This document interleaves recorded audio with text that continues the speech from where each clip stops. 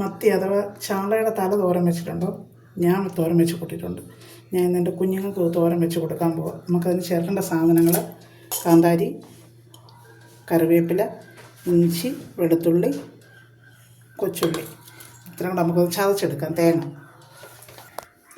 ഇതെല്ലാം കൂടെ നമ്മളത് ചതച്ചെടുത്തതിന് ശേഷം മഞ്ഞൾ ഇട്ടില്ലായിരുന്നു, മഞ്ഞൾ ഇട്ട് ഞാൻ ചതച്ചെടുത്തത് കേട്ടോ. ഉപ്പും ചേർത്ത് എനിക്കെല്ലാം കൈയളവാണ്. പുളി വെള്ളത്തിയിട്ട് വെച്ചിട്ടുണ്ടായിരുന്നു, അത് ഒഴിച്ച് നല്ലപോലെ ഇളക്കി കറിവേപ്പില ഇട്ട് അടുപ്പിൽ വെക്കാം.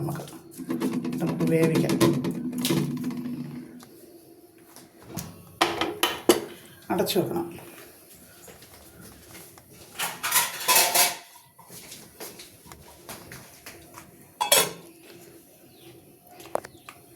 തിളയ്ക്കാൻ നോക്കുമ്പോൾ ഇച്ചിരി ഉലുവാപ്പൊടിയും കൂടെ ഇടണം.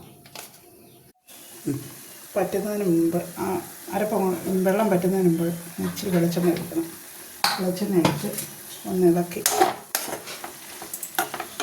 ഒന്നുകൂടെ ഒന്ന് മൂടി വെക്കണം.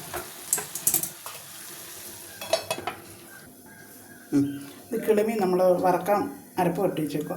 നമ്മളെല്ലാ മീനും വറക്കാൻ അരപ്പ് വെട്ടുമ്പോൾ ഒരു സ്വല്പം ഉലുവായും കൂടി ഇട്ട് ഇളക്കുവാണെങ്കിൽ നല്ല മണം കിട്ടും മീൻ വറക്കുമ്പോൾ.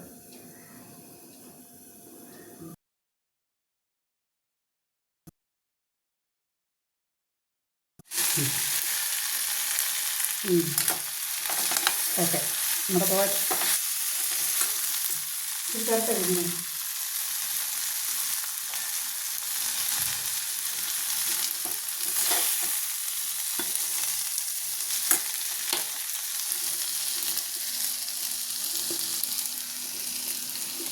സൂപ്പറാണ്.